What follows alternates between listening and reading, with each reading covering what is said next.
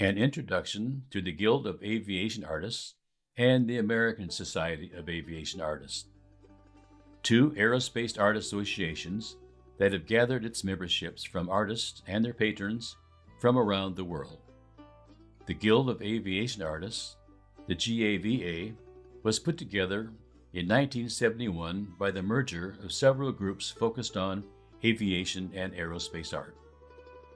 The ASAA was created by a small group of celebrated aerospace artists in the United States in 1986. It modeled its charter after several societies of illustrators from around the country. I will begin with the Guild of Aviation Artists from the United Kingdom. The GAVA, the Guild of Aviation Artists.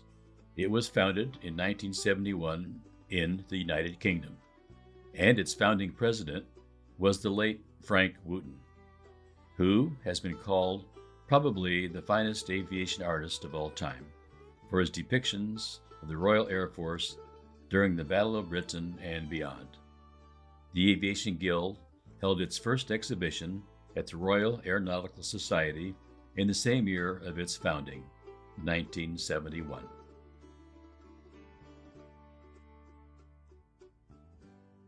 About this painting by aviation artist Frank Wooten. One cannot ask more of an artist than to inspire. For me personally, this painting, executed during the early stages of World War II by artist Frank Wooten, was inspirational. The painting's title, Defiance en route to Dunkirk, says little about the power of his portrayal. The painting certainly qualifies as aviation art, but it is not about airplanes. It is about the toil of man, a historical moment in time on more than one front. But its secret, the not-so-obvious power of the painting, is in its dramatic composition. Aircraft overhead, heading to do battle, while the farmer below battles with the soil for his countrymen. My lifetime of flying experience, plus the years of pursuing an art education, I find barely qualifies me to judge. What is it about this work of art that I encountered at a young age that continues to fill me with noble and reverent emotion? Was it the inspiration that propelled me into my life's work? If so, thank you, artist Frank Wooten.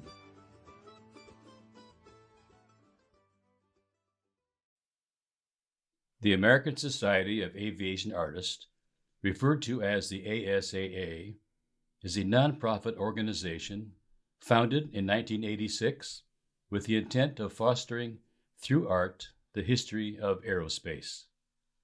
Its 5 founding members, Keith Ferris, Joe Catula, Bob McCall, R.G. Smith, and Ren Wicks, produced some of the most famous and award-winning aviation and aerospace paintings in the world.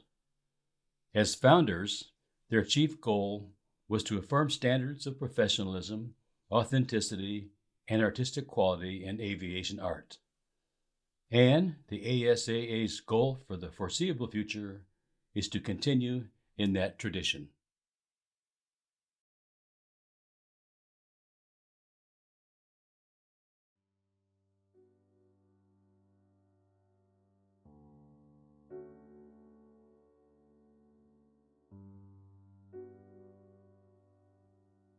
"50 Years a Lady."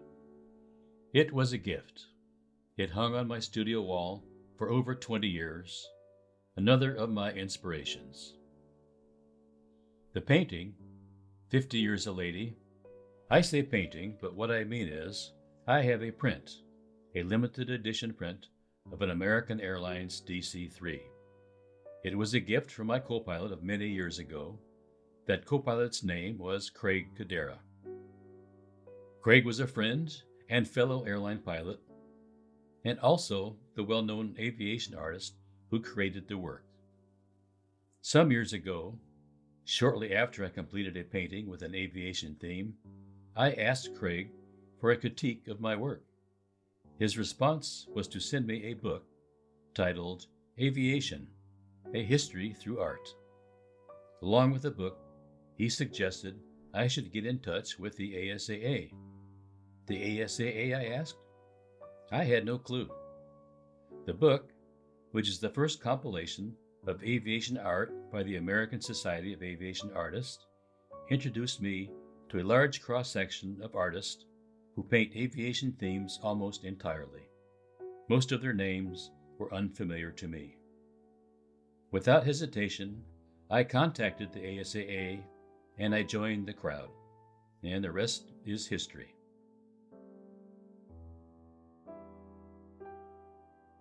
Anne Lewis Cooper, a prominent aviation writer known for her insightful and engaging work. Her contributions to aviation writing have been invaluable, and her work continues to inform and inspire readers around the world. Anne was also a commercial pilot, a flight instructor, and the inductee of the Women in Aviation International Pioneer Hall of Fame. But she was best known as an author who wrote over 700 magazine articles, edited aviation publications, and published several biographies about flying.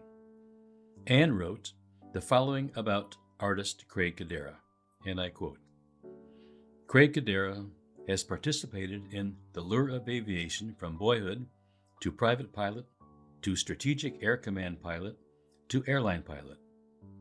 Aviation, the catalyst in shrinking our world, is also the career field of a relatively small number, and it has become a truism that aviators compose a close-knit, though extended family.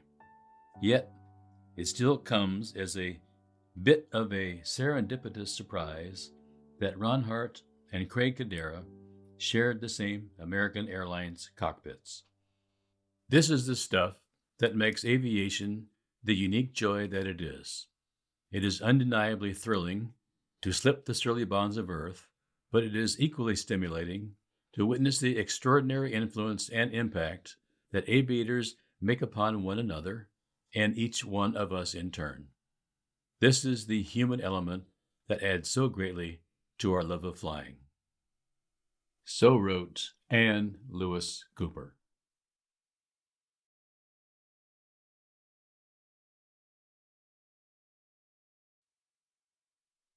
The Glint. Before finishing my honoring of aviation artist Craig Kodera, I can't continue without mentioning his generosity in sharing both his artistic talent and experience. I asked him one day how he went about painting the glint, seen highlighted here in this painting of 50 Years a Lady, the American Airlines DC-3. Not only did he verbally share his technique, but he went to a greater length by providing in detail his sequence of brushstrokes in a visual format. I was forever grateful and didn't wait long to give it a try. My next painting was of a British Airways Concorde, the recently retired supersonic airliner. It was another of my fantasy pieces in that I show the aircraft lost in orbit somewhere in space, as in Farewell Concorde. Farewell Concorde. The near future of aviation no longer includes supersonic air travel. Concorde has been retired. My flying career's long love of this aircraft prompted this depiction of this beautiful, sleek-spirited flying machine set against an infinite background of deep space. My fantasy would have it parked at our current space station, being readied for its next leg to the moon, and perhaps from there on to Mars.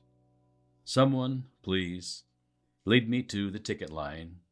I want a ticket to ride.